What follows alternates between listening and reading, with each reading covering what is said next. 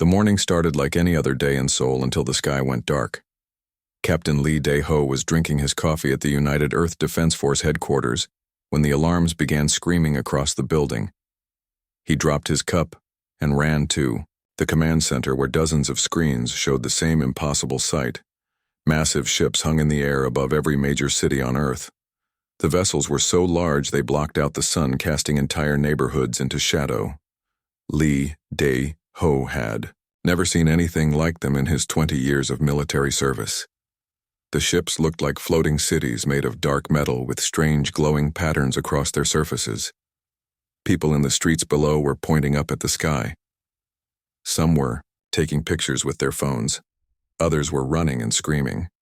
The ships made no sound at all, which somehow made them even more terrifying. They just floated there like silent mountains in the sky, waiting for something. Admiral Park Ji-woo burst into the command center. His uniform was wrinkled and his hair was messy, like he had been sleeping when the emergency call came. He looked at the screens and his face went pale. "What are we dealing with?" Lee Dae-ho asked. Park Ji-woo shook his head. "I have no idea. These ships appeared everywhere at the same time. Tokyo, New York, London, Moscow. They are over every major city on the planet." The communication system suddenly crackled to life. A voice spoke in perfect Korean, but there was something wrong with it. It sounded too deep and mechanical, like it was coming from inside a metal box. "People of Earth, we are the Vorthan Empire. We have traveled across the galaxy to reach your world. You have been watched. You have been studied.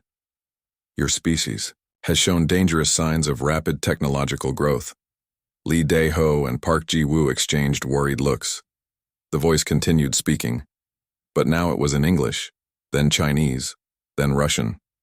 The aliens were broadcasting to the entire planet at the same time. "We rule over 300 star systems across this galaxy. We have brought peace and order to countless worlds. Some species joined us willingly. Others had to be convinced. Your species falls into a dangerous category."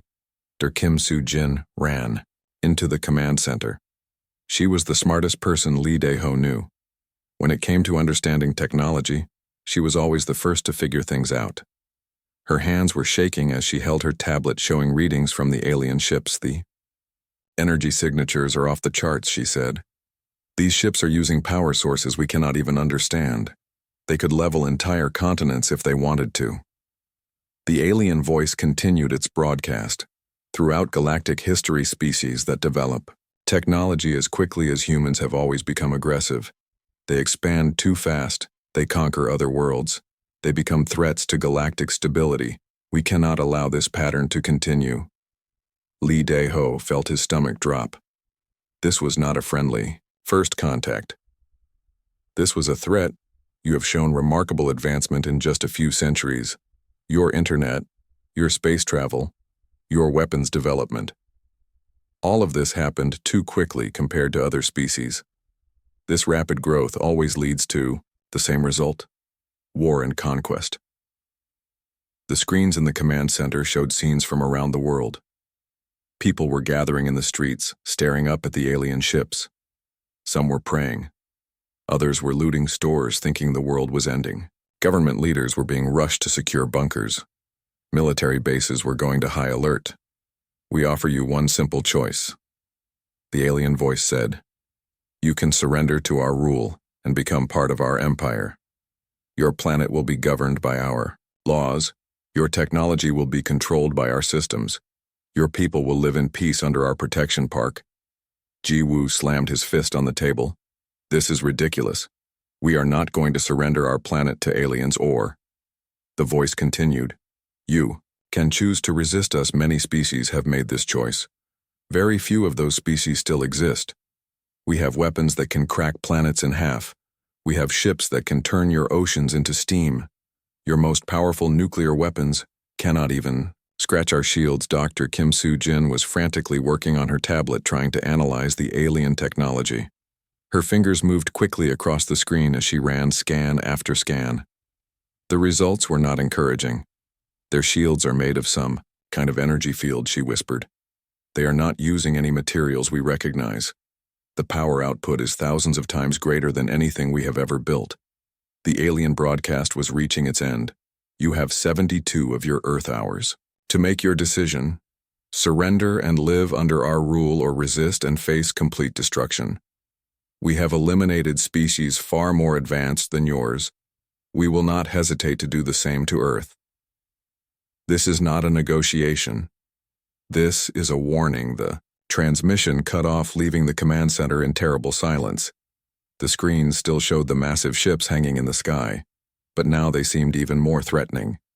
Everyone knew that somewhere inside those dark vessels, alien beings were waiting for humanity to make the most important choice in its history.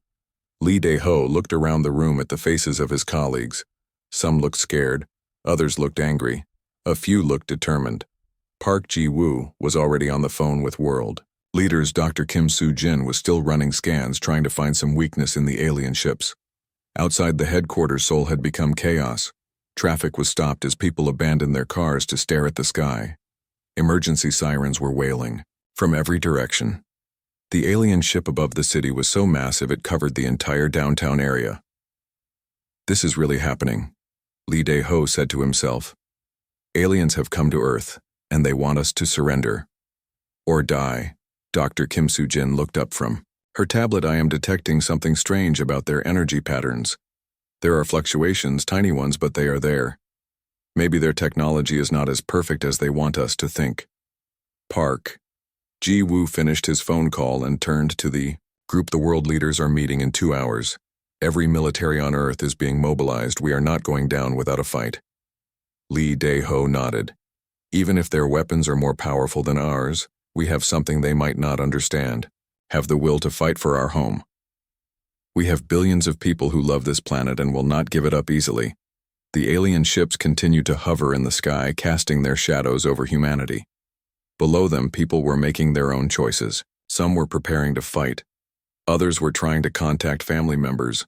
A few were already talking about surrender. But most were doing what humans had always done when faced with impossible odds. They were refusing to give up. The 72-hour countdown had begun, and Earth would never be the same. The 72 hours passed like a nightmare that would not end. World leaders met in emergency sessions while millions of people fled from the cities. The alien ships remained perfectly still in the sky, like giant metal clouds waiting to bring thunder and lightning. President Han So-young of the United Earth Council stood before the cameras in the emergency broadcast center. Her hands were steady, but her voice carried the weight of speaking for all humanity. Behind her, the flags of every nation on Earth hung side by side for what might be the last time. She looked directly into the camera and spoke the words that would echo through history. We have heard your ultimatum. We have considered your offer. We reject it completely. We will not surrender our world. We will not bow to threats. We choose to fight for our freedom and our future. The response from the alien ships was immediate. Beams of brilliant energy erupted from the massive vessels and struck targets across the globe. The beams were so bright they could be seen from space, and where they hit the ground, everything simply disappeared. Buildings turned to dust in seconds, leaving only smoking craters behind. Captain Lee Dae-ho watched the destruction from the Seoul command bunker. The screen showed the same horror happening in every city. Alien weapons were destroying military bases, government buildings, and communication centers. But something strange was happening. The attacks were not as precise as they should have been. The aliens are missing their targets, Dr. Kim Soo-jin said as she studied the attack patterns. Look at this data. They aimed for the presidential palace in Washington, but hit an empty field 3 blocks away. They tried to destroy our main radar station, but only damaged the parking lot. Lee Dae-ho looked at the screens more carefully. She was right. The alien weapons seemed incredibly powerful, but their accuracy was terrible. Sometimes they would completely miss important targets, while accidentally destroying random buildings. Admiral Park Ji-woo was coordinating the military response from a backup command center. The news was grim but confusing. Our missile strikes are not penetrating their shields, but their return fire is surprisingly inaccurate. It's like they cannot see us properly. Dr. Kim Soo-jin had been working non-stop for the past 3 days, analyzing everything about the alien technology. She had noticed something that made no sense at all. The energy readings from the alien ship showed constant fluctuations, especially when humans were nearby. "I think I know what is happening," she announced to the command staff. "The alien targeting systems are being disrupted by something. The interference gets stronger when there are more humans in the area, and it gets even stronger when those humans are experiencing intense emotions." "That sounds impossible," Lee Dae-ho said. "How could human emotions affect alien technology?" Kim Soo-jin pulled up her research on the main screen. "I have been monitoring brainwave patterns of people during the attacks. When humans are afraid, angry, or desperate, their neural activity creates a specific frequency pattern. This frequency seems to interfere with the alien control systems." The idea was so strange that nobody wanted to believe it, but the evidence was mounting. Every time the aliens tried to attack areas with large populations, their weapons malfunctioned. The more terrified and angry the people became, the worse. The alien systems performed fighter pilot Captain Yoon Hee-jin had discovered this effect by accident. During a desperate attack run on one of the smaller alien ships, she had been thinking about her 5-year-old daughter, who was hiding in a bunker somewhere in the city. She flew straight through what should have been a deadly energy field and emerged completely unharmed. "The alien defensive systems did not fire at me," she reported over the radio. "It was like they could not see me or did not know I was there. I was so focused on protecting my daughter that nothing else mattered." Word of these strange events spread through the resistance networks that were forming around the world. People began to realize that their emotions were somehow protecting them from the alien technology. The more they focused on what they loved and wanted to protect, the more the alien systems failed. Engineer Choi Min-ho had finally reached the hidden cache his grandfather left in the mountains of Korea. Inside the sealed container, he found not weapons but detailed blueprints and notes written in his grandfather's careful handwriting. The old man had been studying strange phenomena for decades. "Humans are different than other species," his grandfather had written. "When we fight for what we love, we become something more powerful than any machine. During the war, I saw soldiers do impossible things when they were protecting their families. The human spirit can overcome any technology if it is strong enough." Min-ho studied the blueprints and realized his grandfather had designed a device that could amplify human brain patterns. The device would take the natural interference that human emotions created and make it much stronger, potentially shutting down alien systems completely. Meanwhile, the resistance was growing stronger. Dr. Kim Soo-jin worked with underground scientists around the world, sharing her discovery about human neural patterns. Admiral Park Ji-woo coordinated with military units that had gone into hiding after their bases were destroyed. Captain Lee Dae-ho led civilian volunteers who were learning to fight back. The breakthrough came when a group of 100 volunteers in Tokyo focused their thoughts together on protecting their city. The combined emotional energy they generated was so powerful, it caused a complete system failure in the alien ship hovering overhead. The massive vessel crashed into Tokyo Bay, sending waves across the harbor. The aliens had made a terrible mistake. They had expected humans to break under pressure like every other species they had conquered.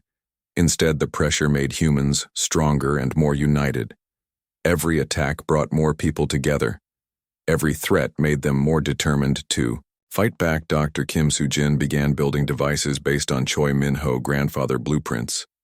These neural amplifiers could take the brain patterns of small groups of humans and broadcast them over wide areas.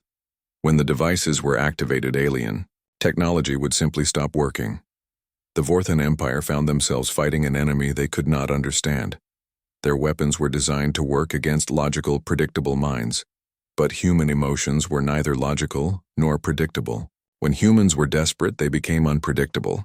When they were angry, they became unstoppable. General Crox, the Vorthan commander, sent increasingly frustrated reports back to the Empire. "The humans do not respond to psychological warfare like other species. Fear makes them stronger. Desperation makes them more dangerous. They are using our own technology against us in ways we never thought possible." Captain Yoon Hee-jin led the first successful raid on a grounded alien ship. Using the neural amplifier technology, her team was able to shut down the ship defenses and capture alien weapons and equipment. For the first time since the invasion began, humans had alien technology to study. The war was far from over, but something had changed. The hunters had become the hunted, and humanity was learning that their greatest weakness could become their greatest strength. The aliens had expected to conquer a divided, fearful species. Instead, they had united billions of humans who refused to surrender their world. The resistance was no longer just fighting to survive, they were fighting to win. 3 months had passed since the alien ships first appeared over Earth. The invasion that was supposed to end in days had turned into a war that the Vorthon Empire was slowly losing. Captain Lee Dae-ho stood on the observation deck of the Resistance. Base-watching volunteers line up to test the new neural amplifier devices. The devices that Dr. Kim Soo-jin and Choi Min-ho had built were getting more powerful every day. What started as small machines that could confuse alien sensors had grown into weapons that could shut down entire ship systems. The key was getting enough humans to focus their emotions at the same time. Today they were going to attempt something that had never been tried before. 1,000 volunteers from around the world had gathered at the secret base in the Korean mountains. Each person had lost someone they loved to the alien attacks. Each person had a reason to fight that burned in their hearts like fire. Admiral Park Ji-woo walked up beside Lee Dae-ho and pointed at the massive alien mothership that hung over the nearby city.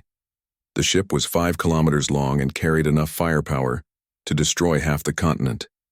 It had been there since the first day of the invasion, untouched and seemingly untouchable. That ship has been sending out attack squadrons for months, Park Ji-woo said. If we can bring it down, it will show the galaxy that humans cannot be defeated. It will prove that the Vorthon Empire is not invincible. Dr. Kim Soo-jin made final adjustments to the massive neural amplifier array.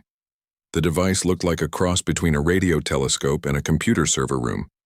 Cables ran everywhere, connecting hundreds of smaller amplifiers to the main broadcasting unit. The volunteers took their positions. Around the array, each person sat in a special chair that was wired to monitor their brain activity. The plan was simple but dangerous. They would all focus their thoughts on the same target, the alien mothership, while the amplifiers broadcast their combined neural patterns directly at the vessel. Choi Min-ho had spent weeks preparing for this moment. His grandfather notes had warned that using human emotions as a weapon was extremely risky. The amplifiers could overload if the emotional energy became too intense. People could be seriously hurt if they pushed their minds too hard. But the volunteers were ready. Captain Yoon Hae-jin was there, thinking about her daughter who was hiding in the bunkers below. A teacher named Park Sung-ho focused on his students who had been killed in the first attacks. An elderly woman named Lee Mi-young remembered her husband who died protecting their neighborhood. The countdown began, and Dr. Kim Soo-jin started the amplifiers. The air around the array began to shimmer with energy that was not quite visible but could definitely be felt. The volunteers closed their eyes and focused all their anger, fear, and love into a single burning desire to protect their world. The effect was immediate. The alien mothership began to shake and wobble in the sky. Its lights flickered and went out in sections. Pieces of the ship exterior started falling away like leaves from a dying tree. The massive vessel that had seemed so invincible was being torn apart by the focused will of 1,000 humans. Captain Lee Dae-ho watched through binoculars as the ship began to fall. It moved slowly at first, then faster and faster, until it was streaking through the sky like a burning meteor. The impact when it hit the ocean sent waves racing toward the shore, and the explosion could be seen from space. For the first time since the invasion began, a Vorthon mothership had been destroyed by human weapons. The news spread around the world in minutes. Resistance cells in every country began planning their own attacks using the neural amplifier technology.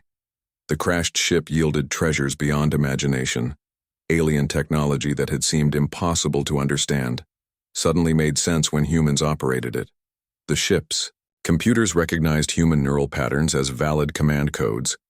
Their weapon systems worked perfectly for human operators. Captain Yoon Hae-jin led the first squadron of pilots to fly captured alien fighters. The ships were faster and more maneuverable than anything humans had ever built. The weapons could punch through the shields of other alien vessels. The humans were not just fighting back anymore. They were fighting with the enemy-owned tools. But the real victory was psychological. News of the mothership destruction reached every corner of the galaxy. The Vorthan Empire had ruled for thousands of years by convincing other species that resistance was impossible. Now a young species from a small planet had proven them wrong. General Crux sent desperate messages to the Vorthan homeworld. The humans are not following any known pattern of behavior, he reported. They become stronger when we attack them. They steal our technology and use it better than we do. They are turning our own weapons against us with impossible efficiency. The response from the Vorthan Empire was to send more ships and more troops. They still believed that overwhelming force would solve the human problem. They did not understand that every new threat only made humanity more united and more determined.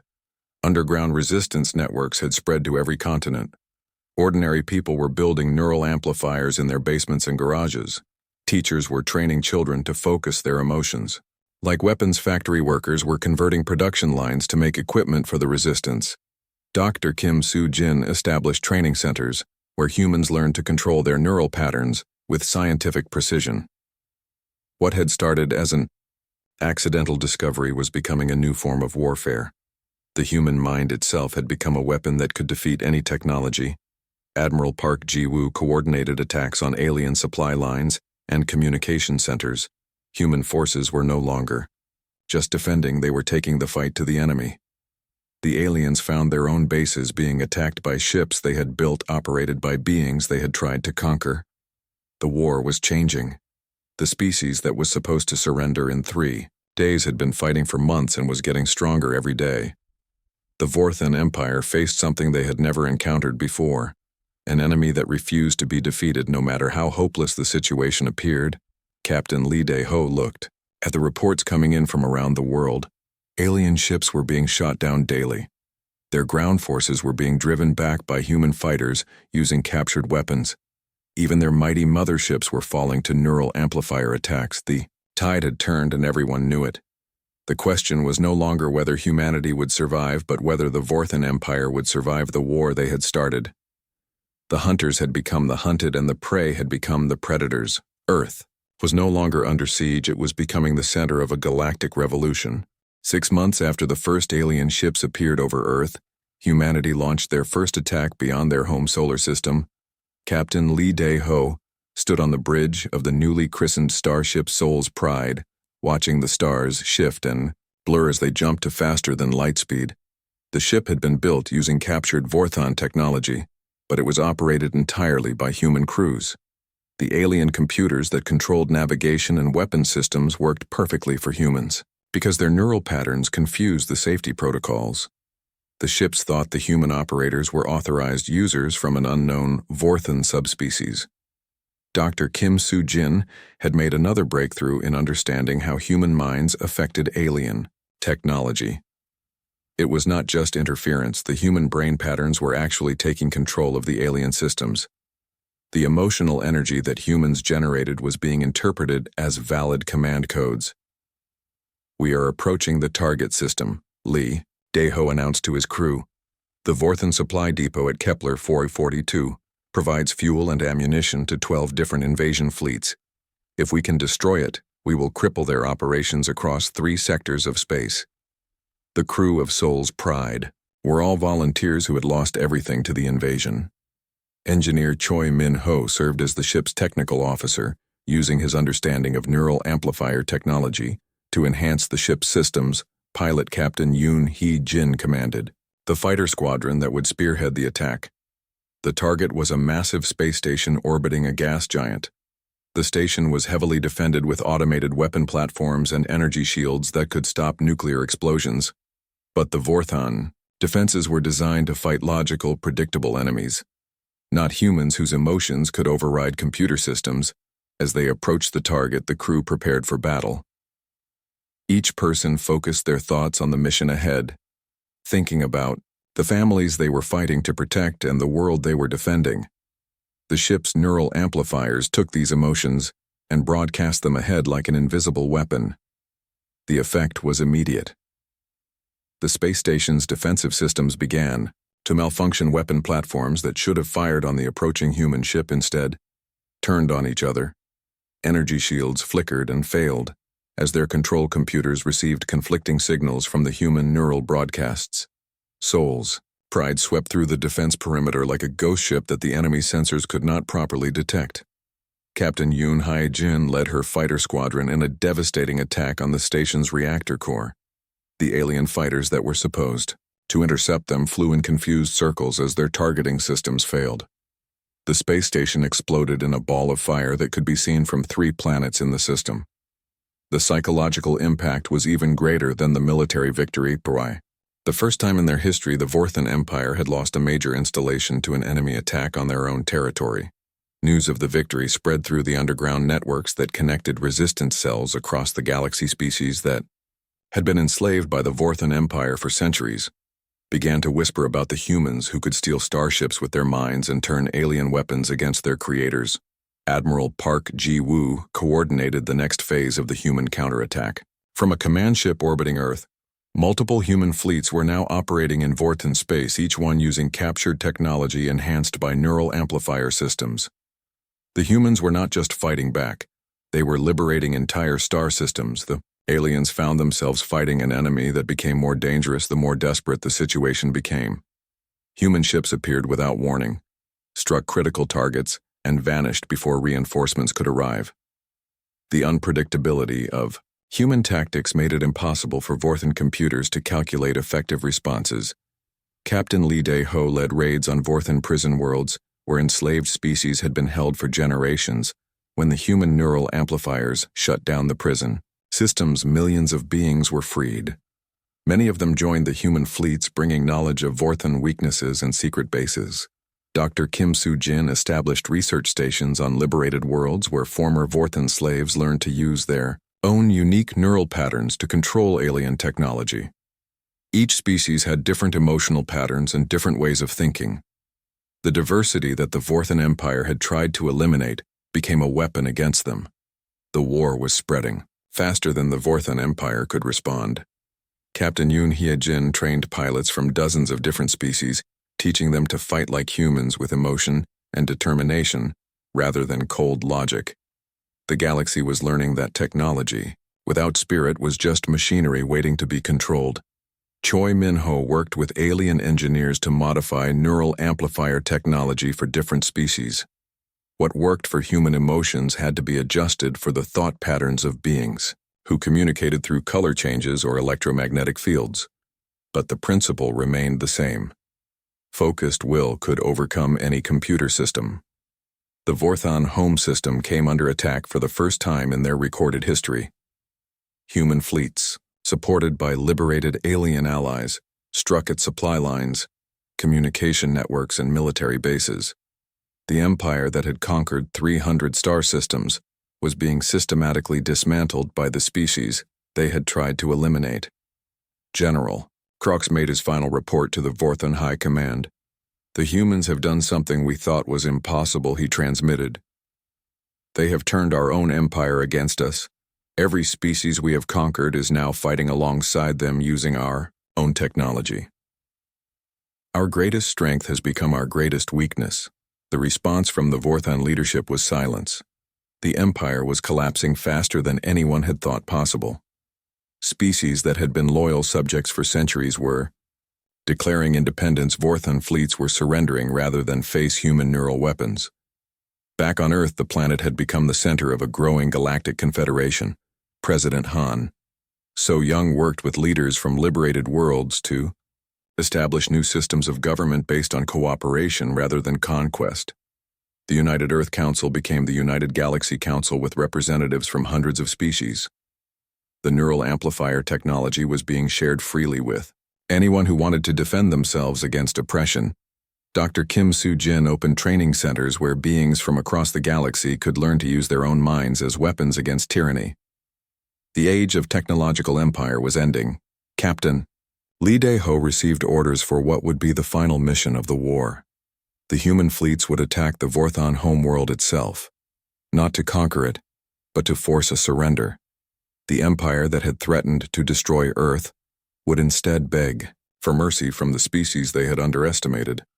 The counterattack had become a liberation campaign, and the liberation campaign was about to become the foundation for a new kind of galactic civilization.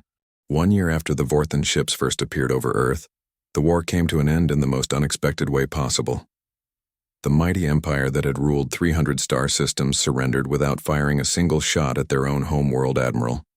Park Ji-woo stood on the bridge of the flagship Liberation, watching the Vorthan home planet grow larger on the screen.